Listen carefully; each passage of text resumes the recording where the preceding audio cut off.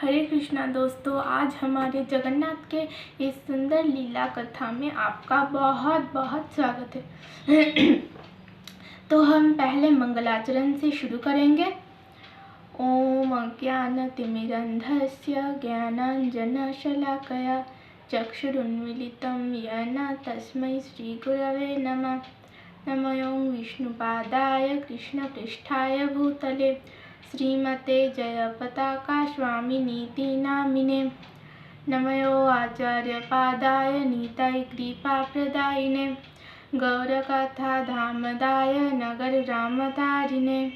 नमो विष्णुपादाय कृष्णप्रेष्ठाय भूतले श्रीमते भक्तिवेदान्त स्वामिनीति नामिने।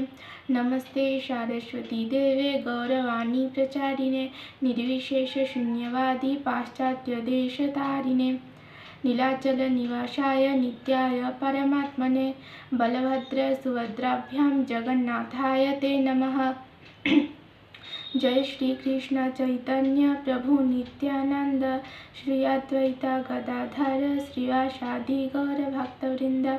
हरे कृष्णा कृष्णा कृष्णा हरे हरे, हरे राम राम राम हरे हरे। तो आज हमारे इस लीला कथा का विषय वस्तु जैमिनी घोष की बहुत ही रहस्यमय एक अभिज्ञता है।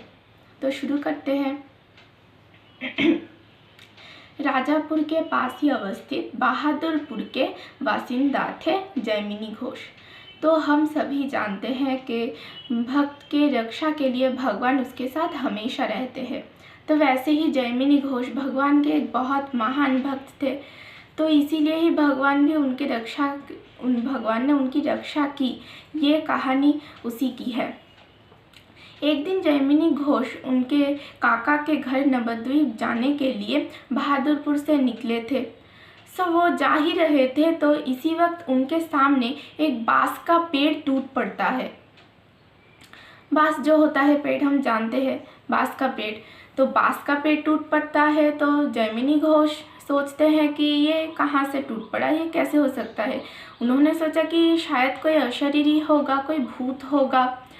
तो तब उन्होंने जब ये सोचा तो उन्होंने ये सोचते हुए मिट्टी पर बैठ गए और वहाँ पर ही वो सेंसलेस हो गए, मतलब एकदम अचैतन्य हो गए।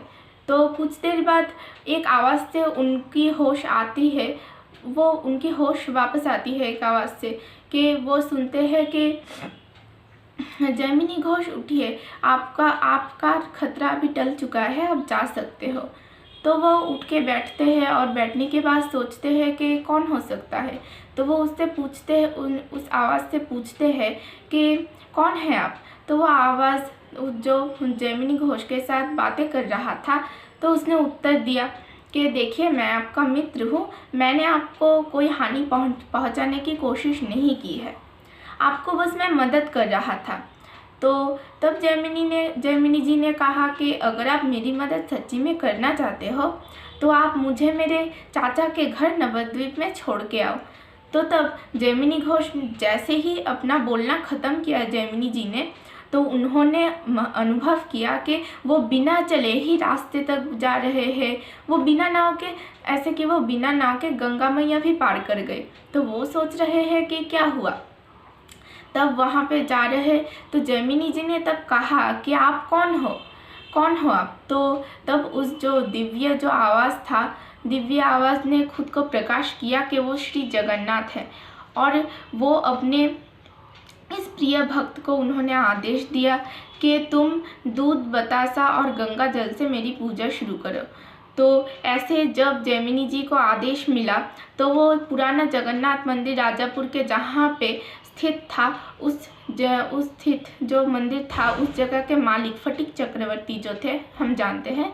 तो फटिक चक्रवर्ती के पास वो गए और फटिक चक्रवर्ती के पास जाके उन्होंने जैसे ही बोला कि देखिए, ऐसे जगन्नाथ जी ने मुझे कहा है कि दूध गंगाजल और बतासा से उनकी पूजा शुरू की जाए फिर से।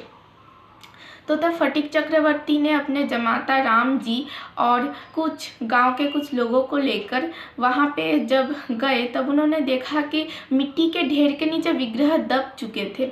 तो उन्होंने सोचा कि कैसे उद्धार करें। फिर भी वो जंगल का रास्ता साफ करके वहाँ से विग्रहगण तक पहुँचे।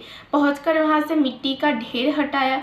मिट्टी का ढेर हटाने के बाद उन्होंने विग्रहगण को उद्धार किया और बहुत ही अलौकिक तरीके से विग्रहगण का जो शरीर था वो धूना से पूरा आच्छादित था और विग्रहगण एकदम निखुत था। जगन्नाथ जी का विग्रह तो एकदम ही निखुत था, लेकिन फिर भी अगर सुभद्रा जी और बलराम जी के विग्रह में कुछ जो उनकी जो क्षतियाँ हुई थी तब उन्होंने जब देखा तो उसी बाउंड्री के एक नीम का पेड़ था, उस नीम के पेड़ से एक भास्कर मतलब हम जानते हैं जो बहुत सारे विग्रह तैयार करते हैं, ऐसे इन लोगों को भास्कर कहते हैं हम। तो वहाँ पे ये एक भास्कर आए और भास्कर आके वहाँ उन्होंने ठीक किया। ठीक करके उन्होंने विग्रहगण का शरीर एकदम निखुत कर दिया और उसके बाद ही जगन्नाथ जी के लिए वहाँ पे एक छोटा सा मंदिर प्रतिष्ठित हुआ। मंदिर प्रतिष्ठित होने के बाद वहाँ पे पूजा भी हुई और वहाँ के पूजा के पुजारी के रूप में स्वयं फटिक चक्रवर्ती ही नियुक्त हुए।